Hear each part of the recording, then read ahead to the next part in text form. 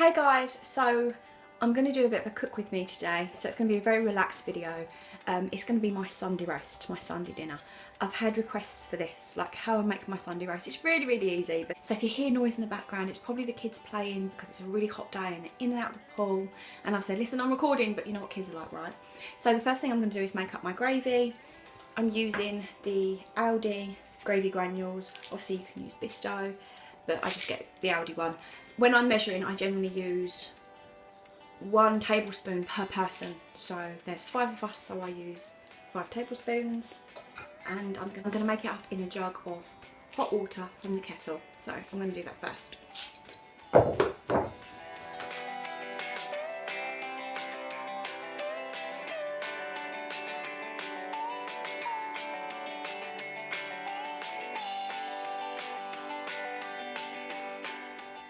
So it's now 12 o'clock and I have my slow cooker on high, so I'm going to cook it on high for around 5 to 6 hours. And I'm just going to pour my gravy into my slow cooker.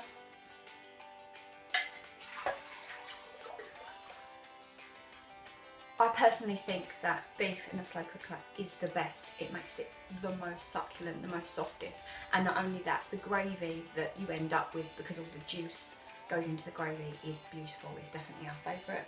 The beef that I'm using is a beef roasting joint from Aldi's. So I'm going to just open this up and then rinse all the blood off it before I stick it into the slow cooker. So I just use a plastic tub to help with that.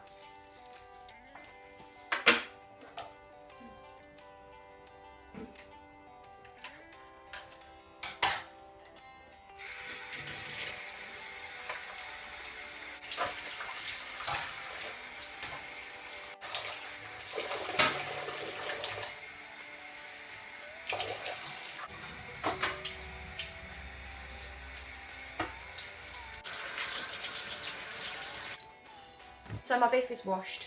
Needless to say, anything that's touched raw meat, you need to make sure that you thoroughly clean afterwards. But that, you know, that's obvious. But I thought I'd add it there. So yeah, and I'm now going to put my washed beef into my slow cooker.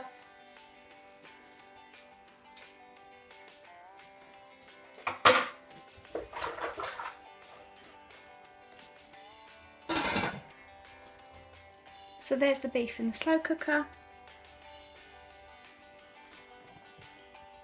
So I'm now just going to leave this in the slow cooker for 6 hours on high. Obviously, if you wanted to do this in the morning, you could put it on low all day for a longer period of time. But it's just how much time that you've got to do it. So either way is fine. I'll come back and show you my next step as I do it.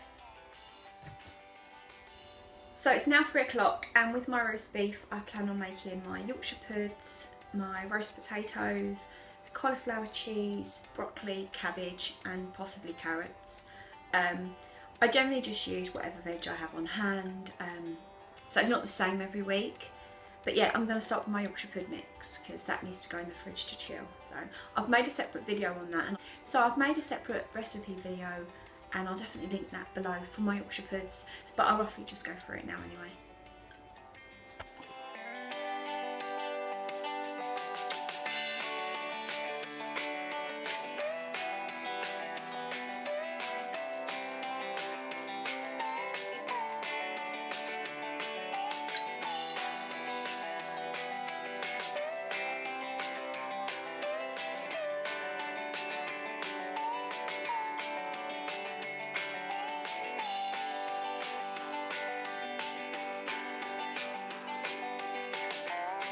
So it's now 4 o'clock. I'm just gonna show you what it's looking like. I'm just gonna rotate the beef over.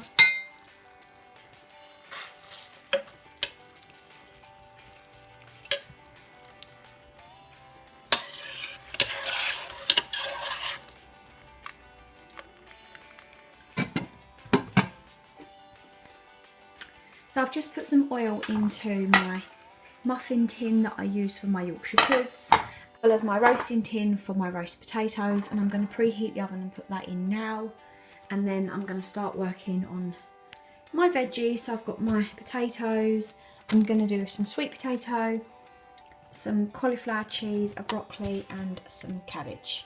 And then obviously I've got my flour out for my cheese sauce from my cauliflower cheese. So yeah, let's get started with that now.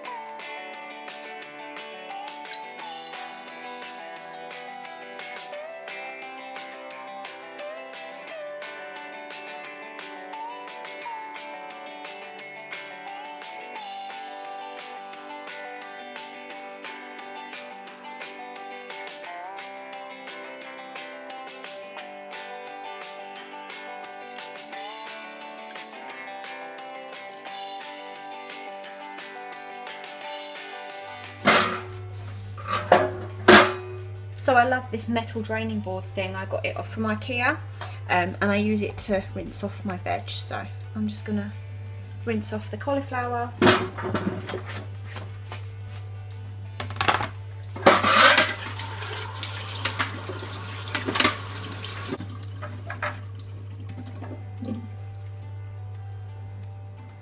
And I'm going to place it into my Pyrex dish. I love this Pyrex dish. I use it for everything. It did come with a plastic lid, but I don't really use that. But the dish is amazing, so I'm just going to pop that in there.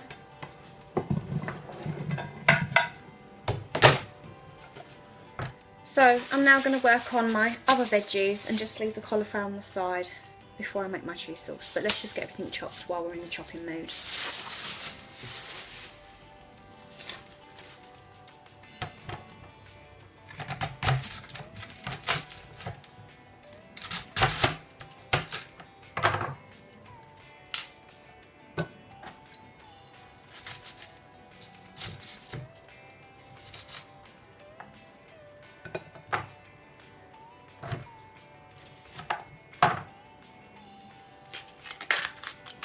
I'm just taking the outside layer off, and I cut that hard corner in the centre off as well.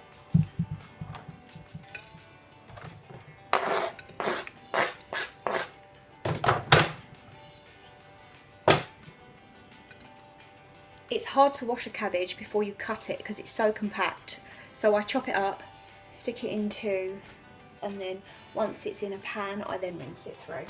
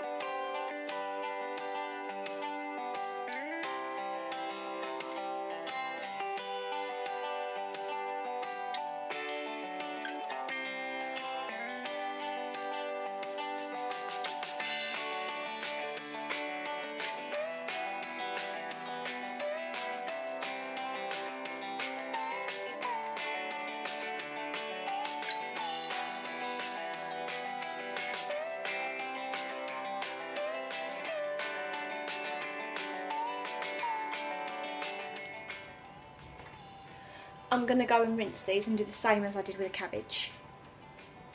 For sweet potato, we love it roasted, so in a little dish I have a drop of olive oil. So I'm just going to peel this, chop this and then roast that, but just getting it ready for now. Just going to rinse it.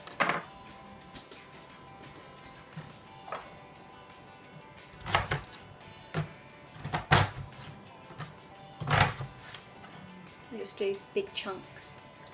So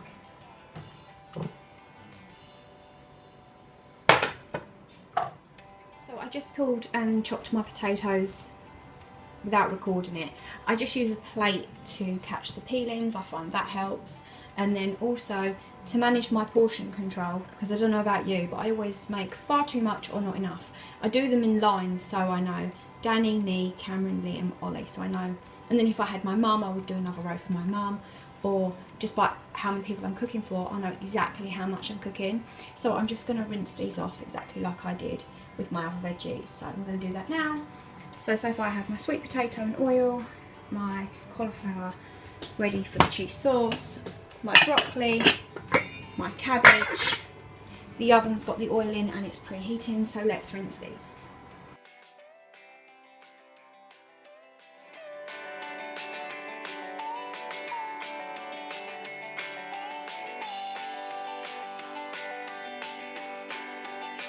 I have said in previous videos that with my roast potatoes, if I'm feeling extra fancy like at Christmas, I will part boil them, and that does sort of make the outside a bit more fluffy and crispy. It does make them nicer, but on your average Sunday roast I don't tend to bother because it's just an extra step that I could do without doing. They're still tasty, but it's there. You can part boil them and then bake them into the oven in olive oil, or you don't have to. And today I'm not going to, but that option is there, just thought I'd throw that in. And be careful because the oil is going to be extremely hot.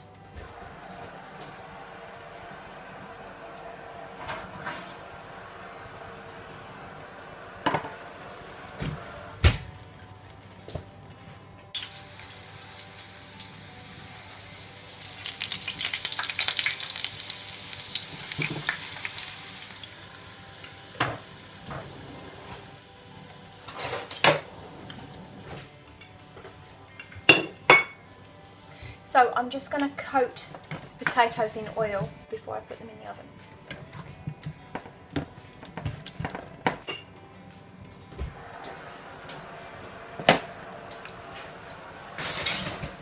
So the time now is 4:45.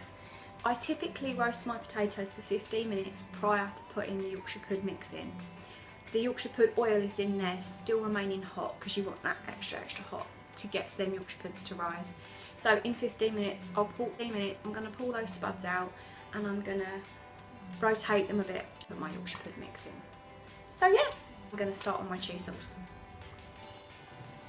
So we're now making our cheese sauce for our cauliflower cheese. So we're going to start off by making our roux with 1 part margarine or butter to 1 part flour. That will make our roux. We then slowly add some milk to make a white sauce, and then we add as much cheese as we want to taste to make our cheese sauce. So I'm going to do that now. If you was making just a white sauce, you wouldn't add the cheese. If you was making this for another dinner, you could add anything. You could add garlic, you could add herbs, you can add salt, you can add pepper. You can adapt this to pretty much any dinner, any sort of white sauce.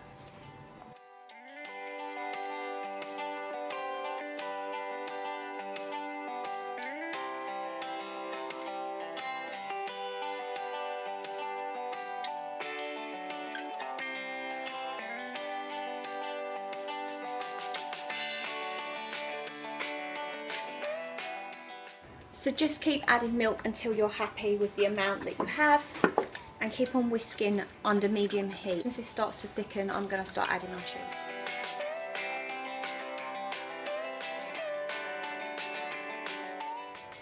So this is nice and thick now, so I'm going to pour it over my cauliflower. This is exactly how I make my cheese sauce for my macaroni and cheese.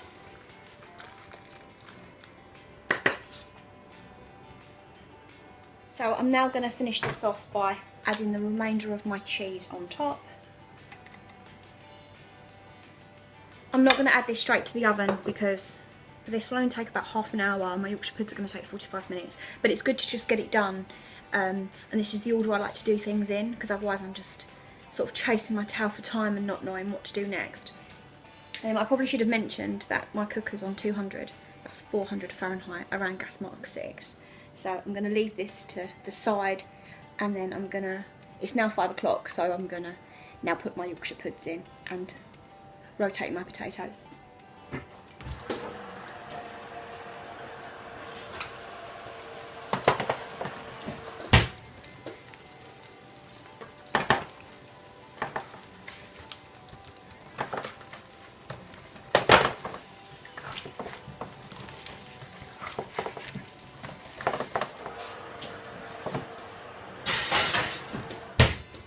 I'm giving this a final whisk just to add air in.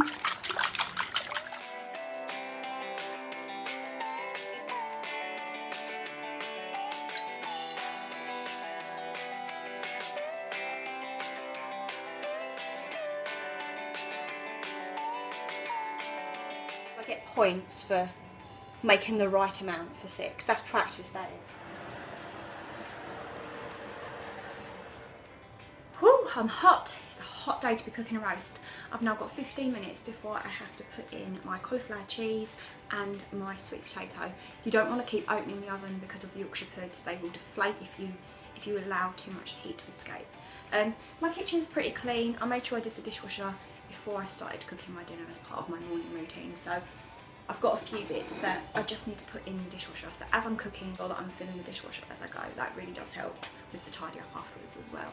So it's time for the cauliflower cheese to go in, as well as the sweet potato, and while I'm there I'm just going to rotate the potatoes.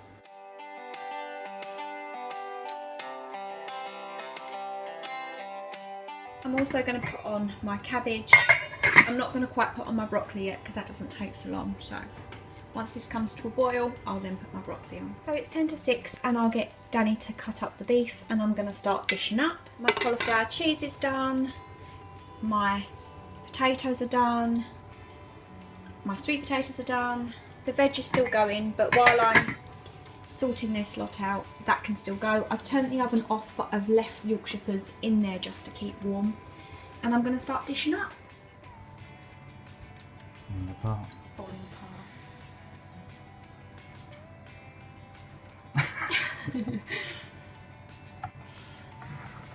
Take 2. Take 2. Try again. So you're cutting in the same way. Oh, there we go. I'm just going to have smaller bits, yeah?